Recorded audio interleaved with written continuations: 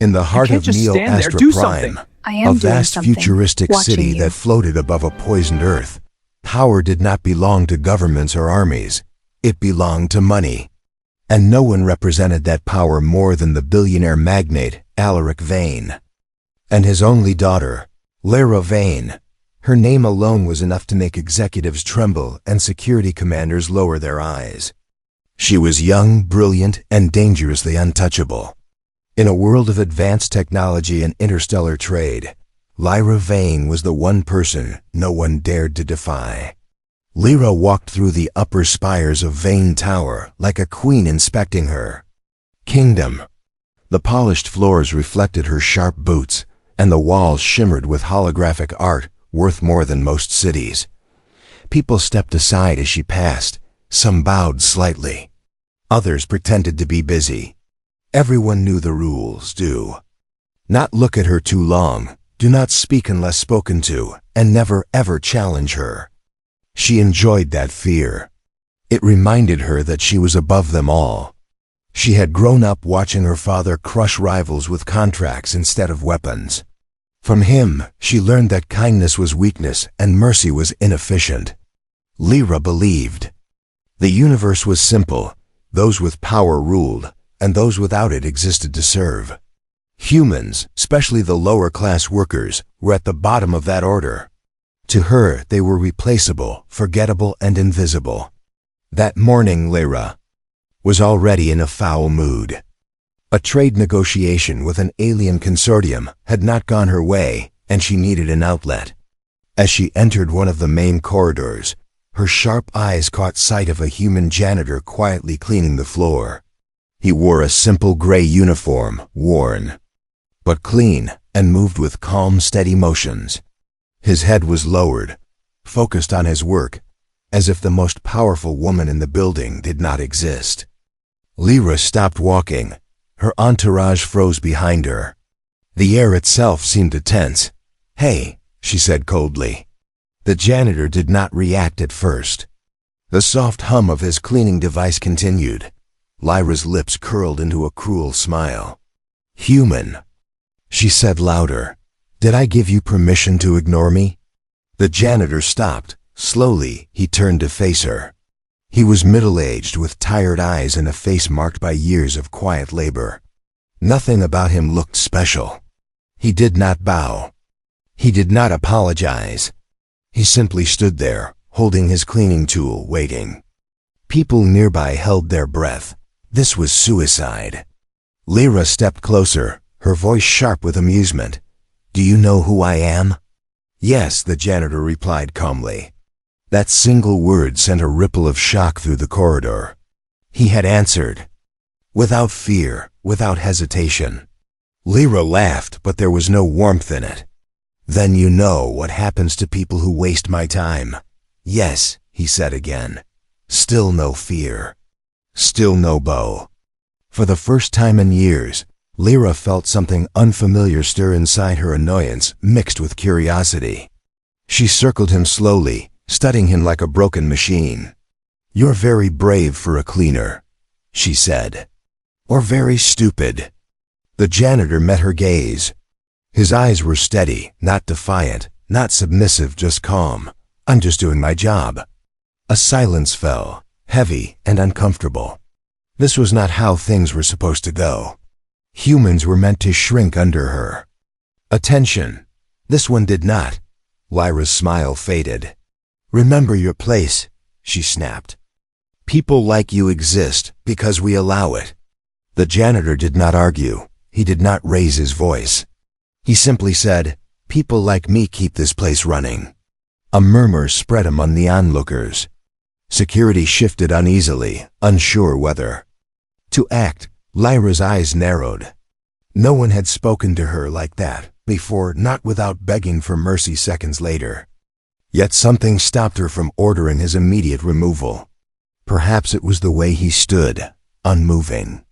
Perhaps it was the strange feeling that he was not afraid, because he had nothing to lose, or because he knew something she did not. She leaned in close. "You should be careful," she whispered. "Even the smallest mistakes can end lives here." The janitor nodded once. I know. Lyra straightened, masking her unease with arrogance. We'll see how long that confidence lasts, she said, turning away.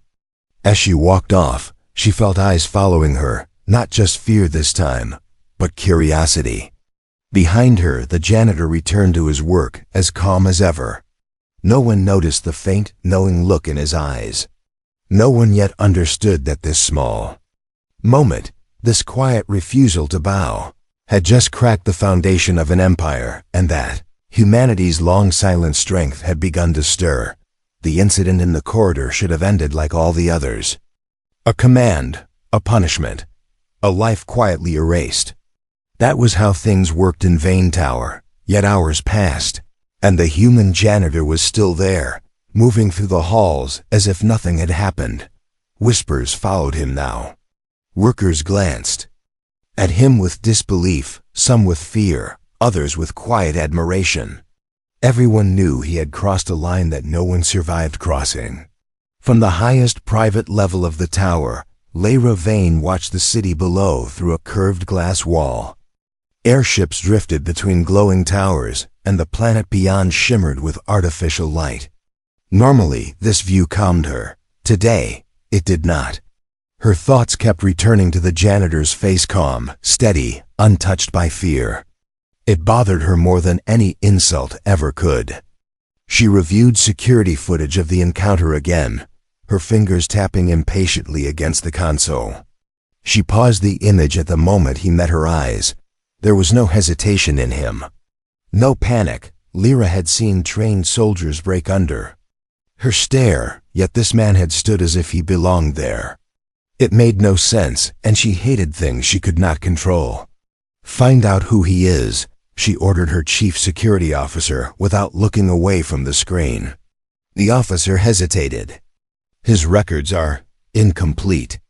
Just a standard human worker file, no criminal history, no notable achievements. Lyra's jaw tightened. Incomplete records did not happen by accident. Dig deeper, she said coldly. Everyone has something. Down in the service levels, the janitor continued his routine. His name badge read Elias, though few had ever bothered to read it before.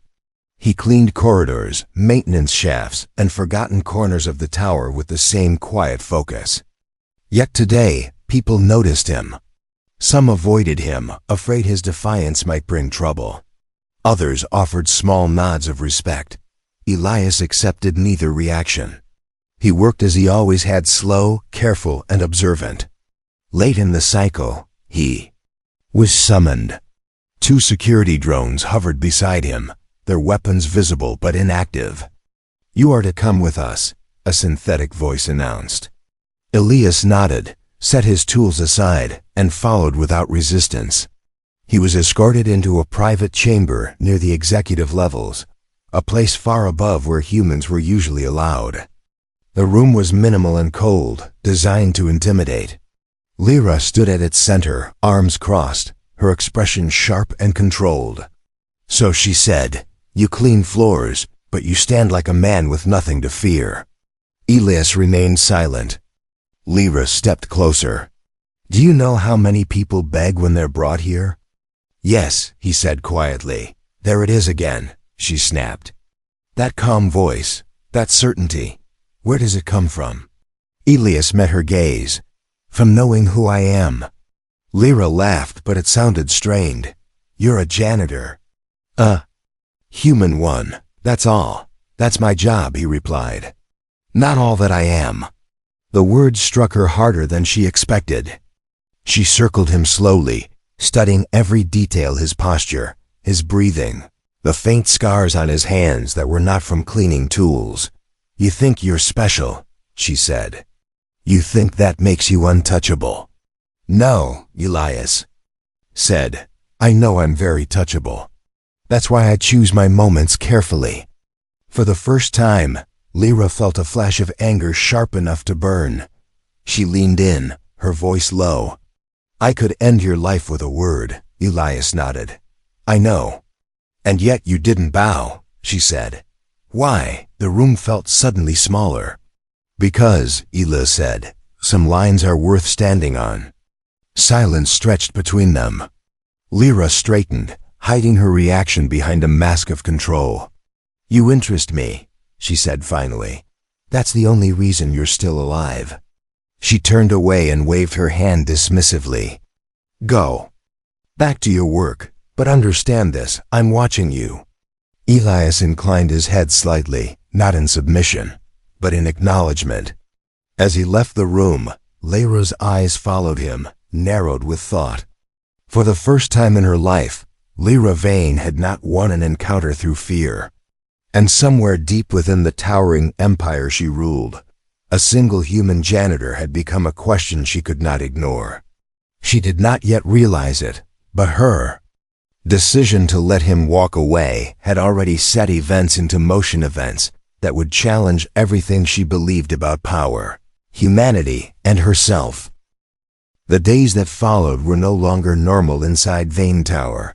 The usual rhythm of authority and obedience had been disturbed, and at the center of that disturbance was a single human janitor.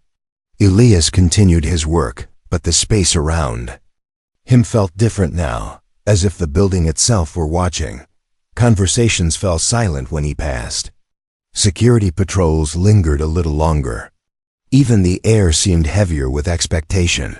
Lyra Vane made sure of that. From her private command suite, she began the game.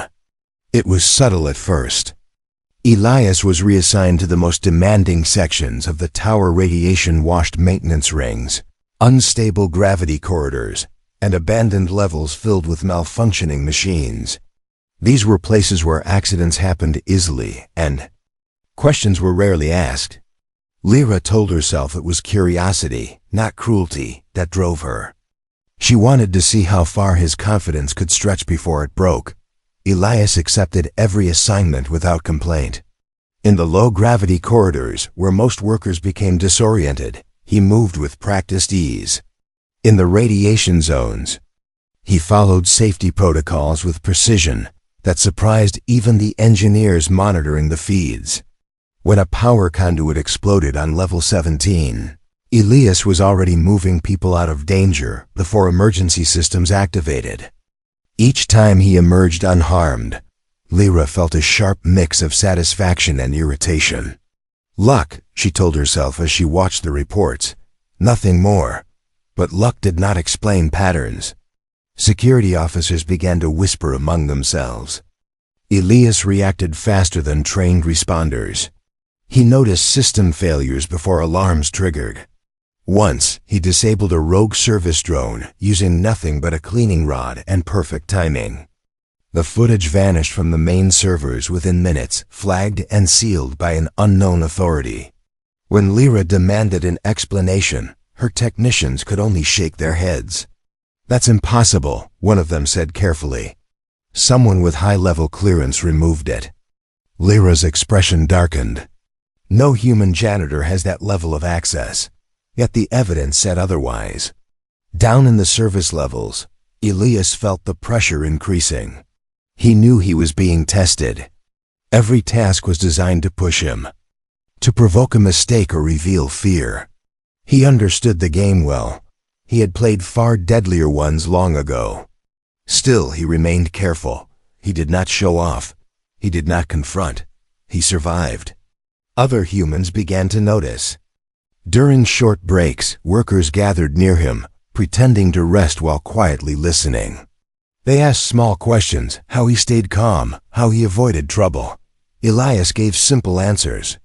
Focus on your work, he told them. Know your surroundings, respect yourself. It was enough. Something shifted among them. Shoulders straightened, eyes lifted. It was subtle, but it spread. Lyra noticed that too. She summoned Elias again, this time not to intimidate, but to observe. She watched him walk into the room, steady and unhurried. No guards stood close. No weapons were drawn. You're becoming a distraction, she said. People notice what you show them, Elias replied. Lyra's lips tightened. Do you enjoy this? The attention? No, he said. but I won't hide to make others comfortable. Her fingers tapped against the table. You think you're teaching them something?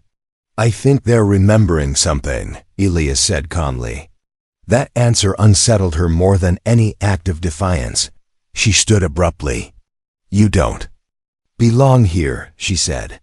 People like you never do. Elias met her gaze. Humanity has belonged everywhere it's been sent.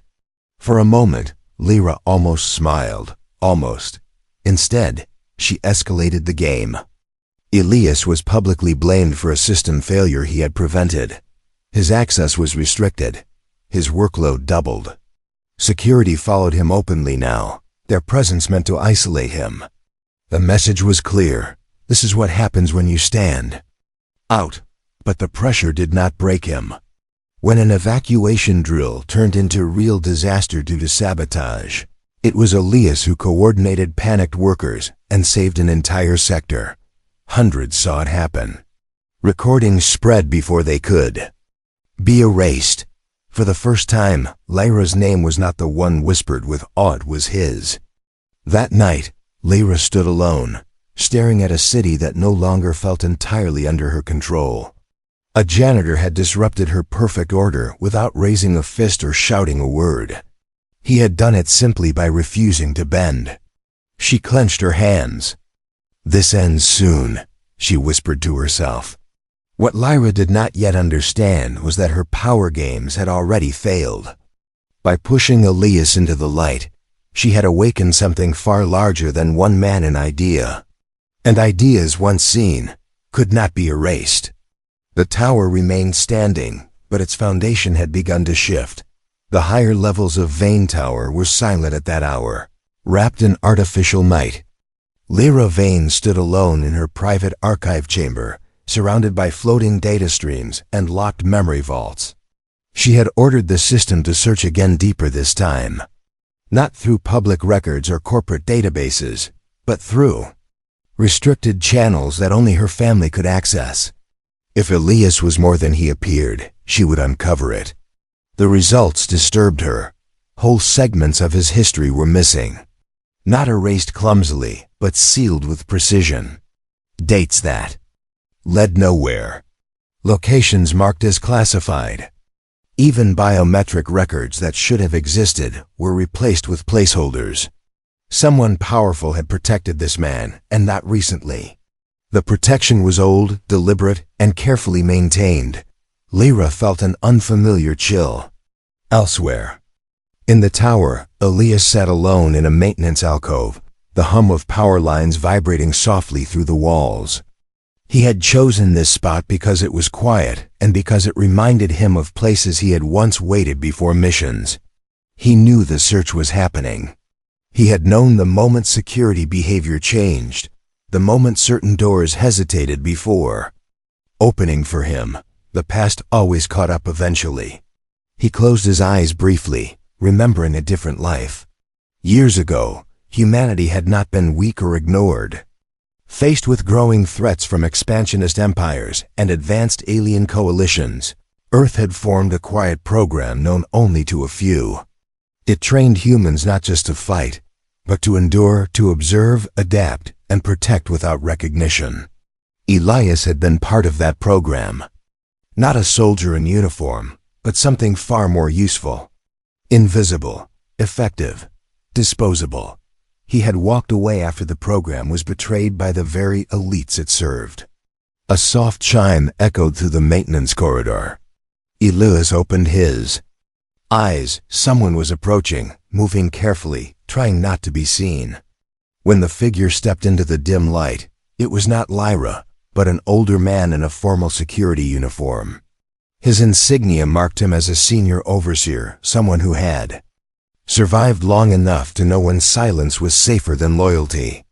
You shouldn't be here, the man said quietly. Neither should you, Elias replied. The overseer hesitated, then lowered his voice. They're digging into you. Deep. I recognize the markers in your file. Haven't seen them in decades. Elias studied him. Then you know why I'm here. The man nodded slowly. You were never meant to be remembered. Neither was the program, Elias said. The overseer glanced down the corridor, uneasy. She's close to finding out, Elias stood. Then she'll have to decide what to do with the truth. Meanwhile, Lyra's search led her to something she was never meant to access. A sealed historical fragment surfaced briefly before her console tried to shut it down. She forced it open. The fragment showed a human emblem she did not recognize, followed by footage of coordinated operations. Disaster zones stabilized, alien incursions halted, diplomatic crises neutralized. Always the same pattern. No medals, no announcements. Just results. At the bottom of the file was a single designation. Human Preservation Initiative. Lyra's breath caught. She replayed the footage, slowing it down. One figure appeared repeatedly in the background, not leading, not commanding, but always present at critical moments. Older now, heavier in the face, but unmistakable. Elias, her mind raced. This was impossible. The program had been dissolved. Quietly years ago, its existence denied even within elite circles. Her father had once dismissed it as unnecessary, outdated. And yet, here was proof that it had worked. That the janitor was one of them. A sudden realization struck her with unsettling clarity. Elias had not challenged her out of arrogance or rebellion. He had done it out of choice. He knew power. He had seen worse than her. The door behind her opened softly. Lyra spun around to find Elias standing there, calm as ever. "You found it," he said. For a long moment, neither spoke. The distance between them felt fragile, as if one wrong word might shatter something irreversible. "You let yourself fall this far," Lyra finally said. "From that to cleaning floors." Elias met her gaze. "I didn't fall. I stepped away." "Why?" she demanded.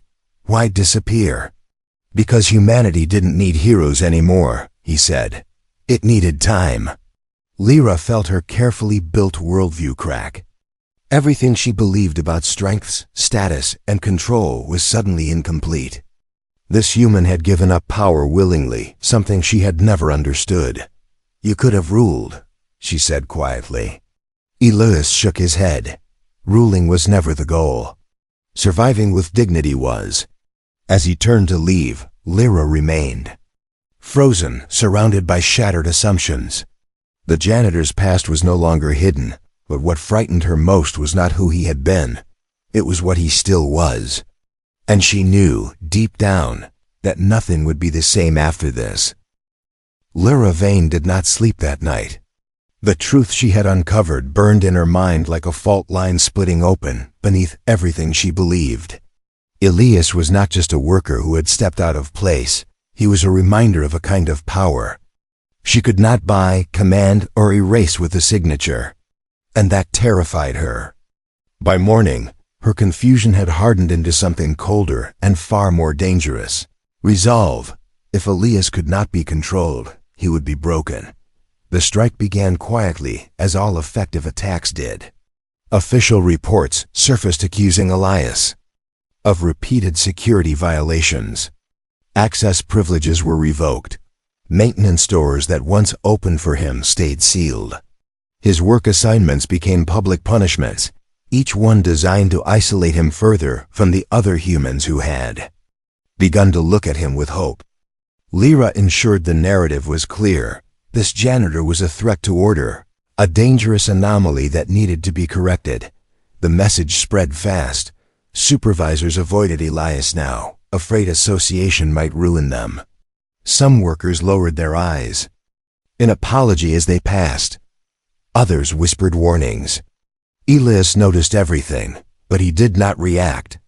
He adjusted his routes, memorized new access patterns, and continued working. Pressure was not new to him. This kind of attack was familiar. Lyra escalated. A staged incident erupted in one of the tower's energy hubs. Power fluctuations triggered emergency lockdowns, and Elias was summoned under the pretense of repair. The moment he entered the chamber, security units surrounded him, weapons charged. Cameras streamed live to executive channels. "You've gone too far," Lyra said over the intercom. "Confess, and this can end quickly." Elias looked up at the cameras, his expression unchanged. "This was never about me." "Everything is about control," Lyra replied sharply. "You challenged mine." Elias said nothing. Orders were given. Elias was detained, stripped of his tools, and marched through public levels in full view of workers and elites alike. The humiliation was deliberate. Lyra watched closely, waiting for fear, anger, or defiance. She saw none. Instead, something else happened. As Elias was led away, a human engineer stepped forward. Then another. A medical technician spoke up, her voice shaking but loud enough to be heard. They questioned the charges. They demanded evidence. Security hesitated. The moment was brief, but it was real. Lyra felt fury rise. She addressed the tower personally, her image appearing on every screen. She spoke of order, safety, and the dangers of unchecked defiance. She framed Elias as a relic of chaos, someone who refused to accept his place in a balanced system. Many listened. Many believed her, but not all. Elias was placed in a holding sector, alone and under constant surveillance. In the silence, he finally allowed himself a breath. He knew this moment would come. He had hoped it would not come like this, but hope was a luxury he had abandoned long ago. A few hours later, the cell door opened. Lyra entered. Her expression controlled, her eyes sharp. "You could have stayed invisible," she said. "You chose this." Elias met her gaze. "No, you chose it." "I simply refused to disappear." She studied him, searching for weakness. "Humanity needs guidance," she said. "Left alone, it collapses. Humanity adapts," Elias replied. "That's why it survives." Lyra clenched her jaw. "You think this ends with you?" "No," Elias said calmly. "It begins with me." She turned away abruptly, unsettled by his certainty. "You will be made an example," she said, "so no one ever forgets who holds power." She left without another word, but Lyra had miscalculated. What she believed was a public defeat became something else entirely. Footage of Elias's arrest leaked beyond the tower, spreading through worker networks and off-world channels. His calm face, his refusal to beg, his quiet dignity, all of it struck something deep within humanity. Messages appeared. Support grew. Questions were asked that could not be silenced. By trying to erase him. Lyra had amplified him. As Elias sat alone, he sensed the shift. He did not smile. Victory was not the point. Awareness was. Far above, Lyra stood before her empire of light and steel, unaware that her strike back had pushed events beyond her control. The power she wielded through fear was beginning to fail, and in its place, something far more dangerous was rising: human resolve. The response was not immediate, and that was what made it powerful. There were no riots, no explosions of violence, no dramatic announcements. Instead, something quieter began to move through the lower levels of Vane Tower and far beyond it. Humans talked. They shared footage, whispered stories, and compared experiences they had long kept buried.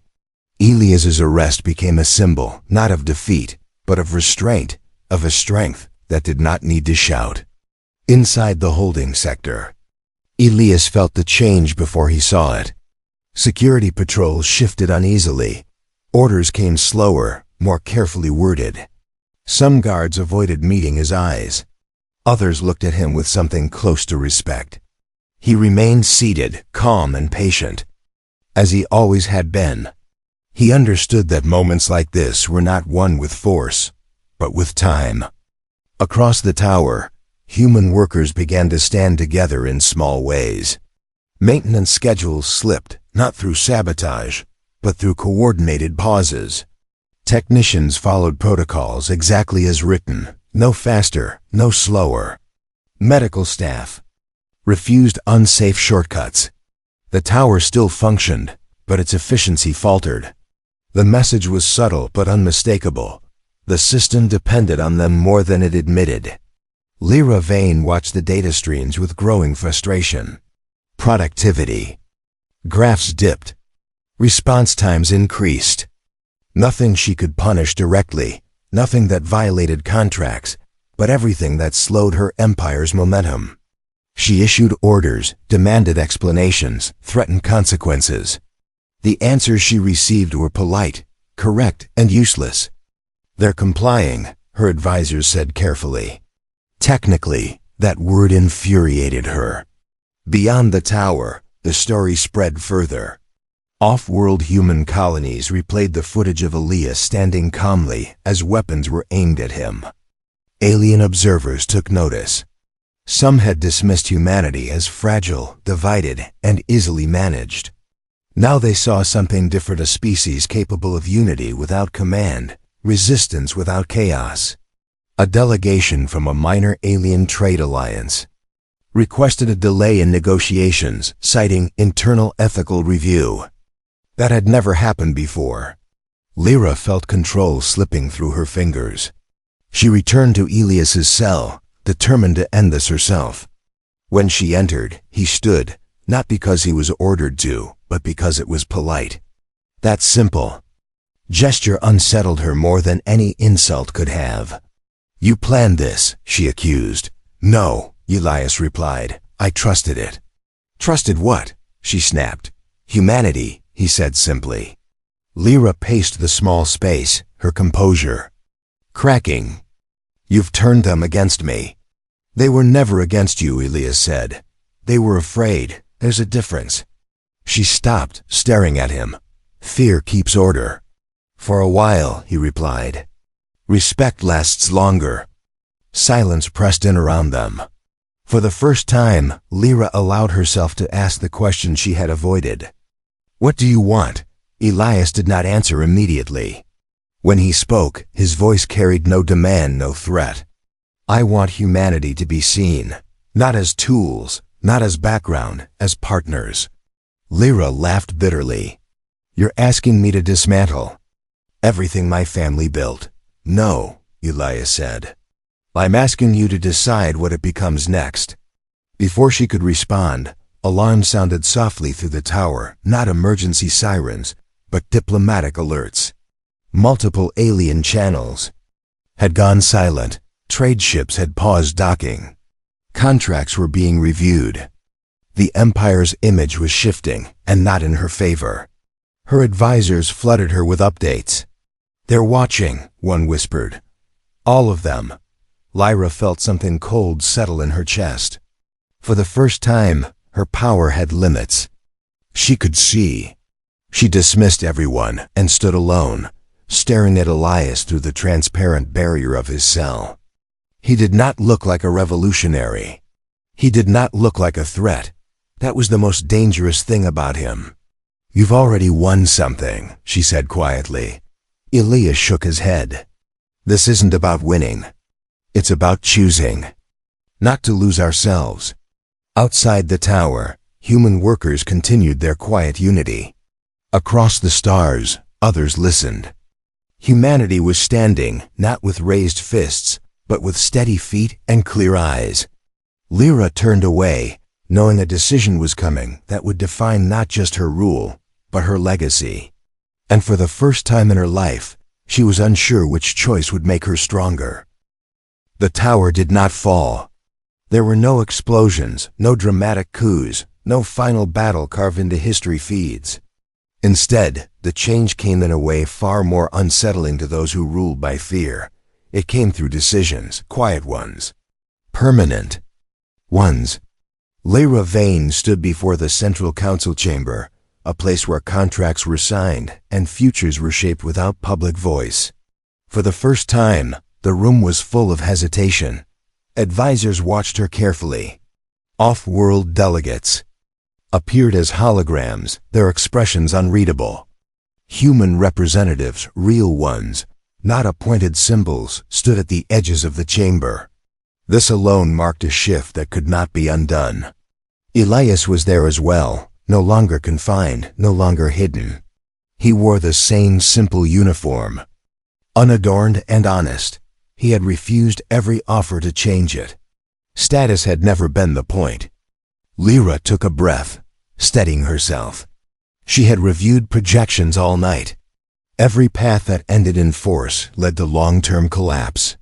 Every path that included compromise led to survival, but at the cost of the old order. The choice before her was not between weakness and strength. It was between stagnation and evolution. She activated the chamber recorders. The Vane Consortium will restructure its human labor systems effective immediately, she said, her voice calm but firm. Autonomous oversight, representation, shared accountability. Gasps echoed softly. Some advisors protested. Others stared in disbelief. Lyra raised a hand, silencing them. This is not surrender, she continued. This is adaptation. Her gaze flicked briefly toward Elias, then away. Humanity is no longer an invisible asset. It is a partner. The announcement rippled outward instantly. Contracts froze, then reopened. Trade alliances recalculated. Some withdrew in anger. Others leaned in with interest. Across networks, human workers watched in stunned silence as years of quiet endurance crystallized into recognition. Elias listened. Without expression. This was not his victory. It was humanity's moment. After the chamber emptied, Lyra remained behind. Elias approached slowly, stopping at a respectful distance. You could have taken more, she said. Pushed harder, Elias shook his head. Change forced too fast breaks things. Humanity has learned patience. Lyra studied him. And you, what will you do now? He considered the question. What I've always done. Go where I'm needed, then disappear again, she frowned. You don't want a position? Authority? No, Elias replied. I want the next janitor to be safe enough to say no without being arrested. The word struck deeper than any accusation. Days passed. The tower adjusted. There were mistakes, resistance, losses. But there was also something new: dialogue. Humans spoke openly in meetings once closed to them. Alien partners revised long-held assumptions. The system did not collapse. It adapted, just as Elias had said.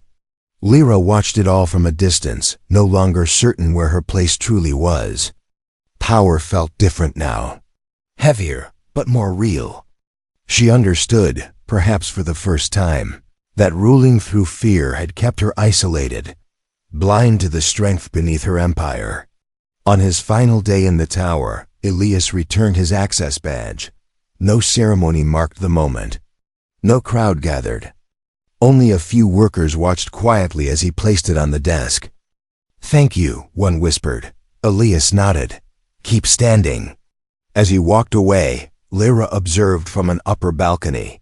She did not call out. Some endings did not need words. Across the stars, the story spread not of a janitor who defeated a billionaire's daughter, but of a human who reminded the galaxy what dignity looked like. The lesson was simple and enduring. Humanity did not rise through domination. It rose through resilience. And long after names and towers faded, that truth would remain unchanged, unbroken, and unstoppable.